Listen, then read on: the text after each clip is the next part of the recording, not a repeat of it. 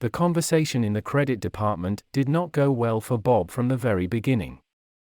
The specialist sitting across from the boy did everything to deny him the issuance of a loan. First, he intentionally looked for reasons that indicated the client's insolvency. Second, he emphasized that Bob was an orphan, who inherited only an old house from his late parents, which could fall apart at any moment. But I also have a land plot. Can't I get at least a minimum loan amount? Bob tried to argue. The credit department specialist furrowed his brow and then replied, "That, of course, changes the matter. But we are not a real estate agency. We are only interested in money and nothing more." Bob was ready to scream in despair. He needed the money desperately, and to get it, he could go far. A week ago, Bob lost a large sum of money in cards to a very influential man. It was more expensive to joke with him, because those with particularly good humor were found in the river with a dumbbell on their foot, and a ripped stomach so that the body did not float up from the corpse gases filling it. Bob knew about this and wanted to pay off the debt as soon as possible. Therefore, sitting in the credit department of this inconspicuous bank, he intended to get a loan without unnecessary noise and delays. The specialist warmed Bob up for about half an hour, after which he slowly began to back down. "You know, I think that I can help you. But for this, you need to refer to the bank director. It is said that in exceptional cases, Leonard Carl makes exceptions. Please refer to him. It's the office at the end of the corridor." "You won't mistake it," said the credit department worker. From his eyes, Bob understood that the conversation was over. Getting up from his chair, he headed for the exit. "And how can this banker help me? Will he pat my head and say that everything is okay?" Bob thought, exiting into the corridor. Bob didn't want to go to the bank director. But if he does not pay off his debt in the near future, then most likely, he won't need money anymore. Approaching the door with the sign director, Bob knocked 3 times, then entered. Leonard Carl turned out to be a scrawny little man in a suit that perfectly fit his frail figure. His predatory, almost eagle nose was proudly upturned, and his squinting eyes carefully followed every movement of the guest. Bob didn't beat around the bush and laid out the situation as it was.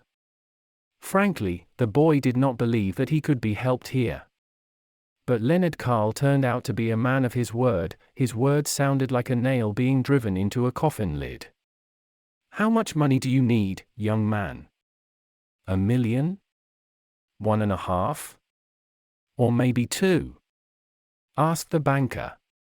The conversation in the credit department didn't go well for John from the start. The specialist sitting opposite the young man was doing everything possible to deny his credit application. First, he deliberately sought reasons that indicated the client's insolvency. Secondly, he emphasized that John was an orphan who had inherited nothing from his deceased parents, except an old house that could collapse at any moment. "But I still have a piece of land. Can't I get at least a minimum amount for credit?" John tried to argue. The credit department specialist furrowed his brow, then replied, "This, of course, changes the matter, but we are not a real estate agency, we are only interested in money and nothing more." John was ready to howl in despair. He needed money desperately and was willing to go far to get it.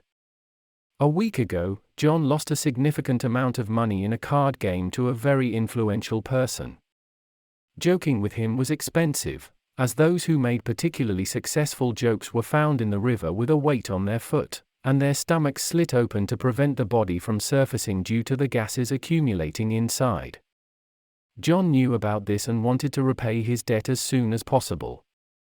Therefore, sitting in the credit department of this unassuming bank, he intended to get a loan without any fuss. The specialist stalled John for about half an hour, then slowly began to back down. "You know, I think I can help you. But for that, you need to contact the bank's director. They say that in exceptional cases, Robert Williams makes exceptions. Please contact him.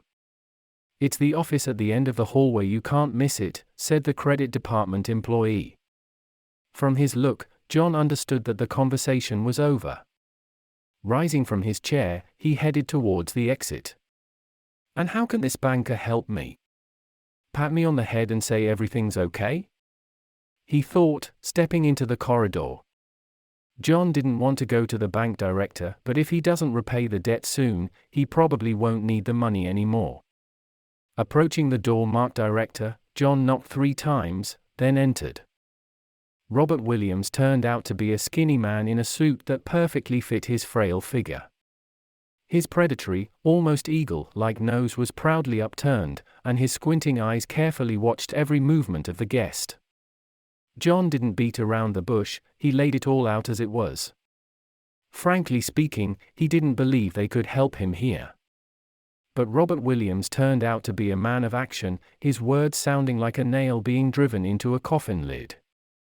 How much money do you need, young man? $1 million?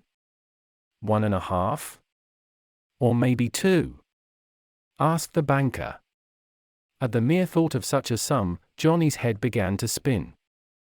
Considering he owed creditors $700,000, he decided to take $1 million to pay off the debt and try to break even. Upon hearing the necessary amount, Robert Carlyle smiled and immediately produced a contract. Wow, what a service, all so fast, thought Johnny, watching the banker enter his name, surname, and middle name into the appropriate line with a pen. In a minute, an impeccably prepared contract was laid out before Johnny, under which he was to sign. At the bottom, the terms were indicated in fine print, which could only be studied under a microscope. What interest rate am I taking the loan at? Johnny timidly asked and immediately regretted saying it. The banker literally burned him with his gaze, looking as if the guy had committed some sacrilegious act. Interest? What are you talking about, young man? No interest. Moreover, you can repay the money whenever you deem necessary. Even in 20 years, even in 100. Robert Carlyle declared with the air of a seasoned magician. To say Johnny was surprised would be an understatement. He had never seen anything like it. In essence, the banker offered him an interest-free loan for an indefinite term. Johnny immediately calculated the possible benefits in his head and was pleased with the offer. That banker is a real sucker, damn him, thought the guy, and prepared to sign before Robert Carlyle changed his mind. But at the moment when the guy took the pen offered by the banker, his finger was slightly pricked, causing a drop of bright red blood to fall onto the sheet of paper on the table. For some reason, it landed directly in the line where Johnny's signature was supposed to be. The guy froze and anxiously looked at the banker. Apparently, the pen had some sharp edge that caused the cut. But Robert Carlyle was not at all perturbed by this. Grabbing the sheet from the table, he waved it in the air as if to let the blood dry. There's nothing to worry about, young man. These things happen, smiled Robert Carlyle, then walked over to the safe and opened it. After thinking for a second or two, he took out an old travel bag from its depths and handed it to the astonished Johnny. This is your money. Excuse me, they are in random order and represented by different bills, but I don't think it will bother you, Robert Carlyle explained, intercepting the surprised look of the guy. Johnny cautiously opened the travel bag and saw a row of tight stacks, bound by rubber bands. The banker had not deceived him. The money was indeed represented by notes of all kinds of denominations. There were stacks of $100 bills, thousands, and even $5,000 ones. The banknotes had clearly been in circulation for a long time, so their edges seemed soiled and more like rags. To Johnny's surprise, in addition to the stacks of paper money, a handful of change was lying at the bottom of the bag, which even added noticeably to its weight.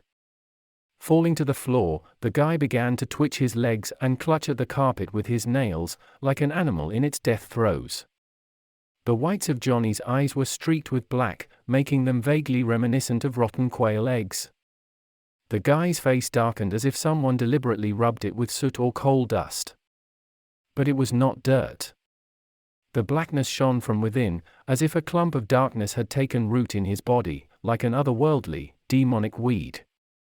Balancing on the brink of life and death, Johnny suffered an attack that literally turned him inside out. The guy didn't know what it really was, but the intensity of the pain became stronger and stronger with each passing second. Reaching its apex, it forced the guy to vomit all his dinner onto the carpet and scream in pain throughout the house. After that, Johnny's sufferings began to subside, so that by morning, he was able to get up from the floor and try to get himself together. Despite a nagging headache, the guy felt quite tolerable. The only thing that tormented Johnny was his money. The thought of them bored into the guy's head, creating the sensation of a hungry worm eating away at softwood. Money.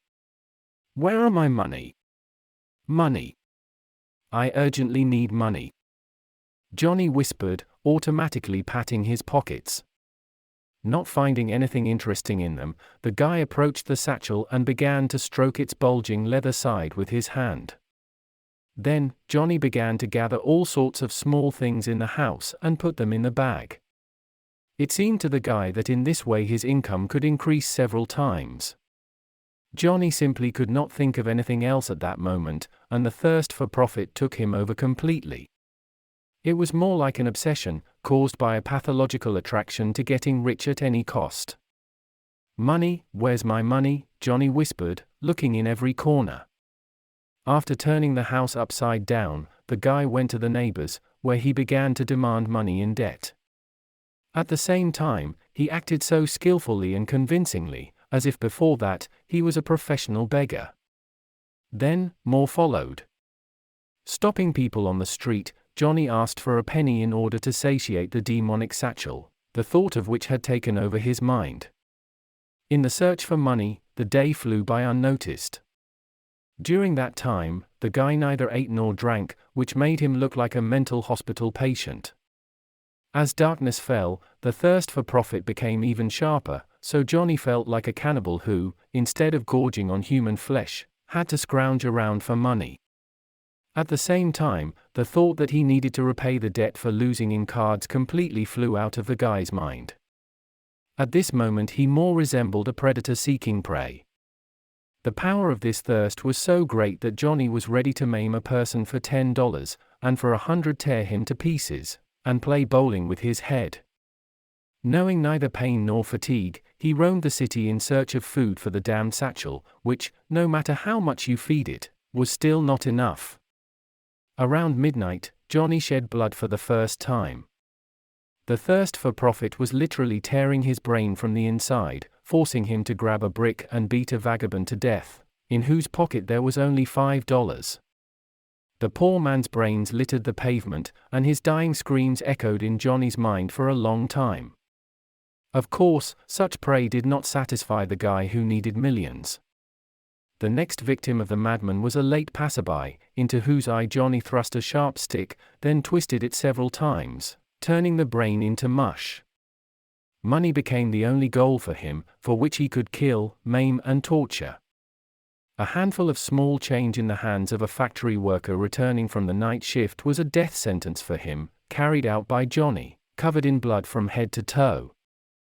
Knocking the poor man off his feet, the crazed bastard beat him on the head for a long time, causing the man's eyes to bulge out of their sockets, like Humpty Dumpty's. By morning, Johnny had managed to kill 7 before one of the random witnesses called the police.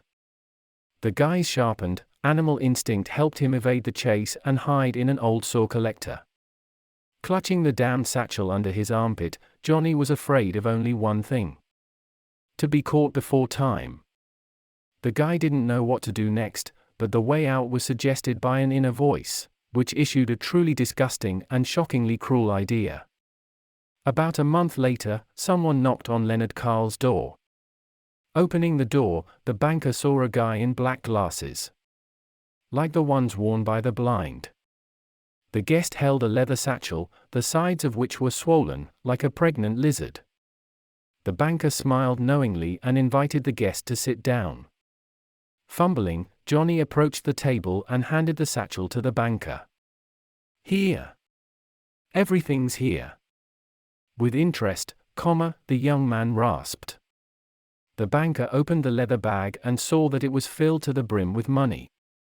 "I see, you've worked hard, young man," the banker said, smiling. Johnny smirked and took off his glasses. At that moment, his appearance was horrifying. Eye sockets deprived of eyeballs looked at the banker with an ominous, deathly void. Then, he lifted his shirt and showed his stomach, riddled with fresh scars from surgical interventions.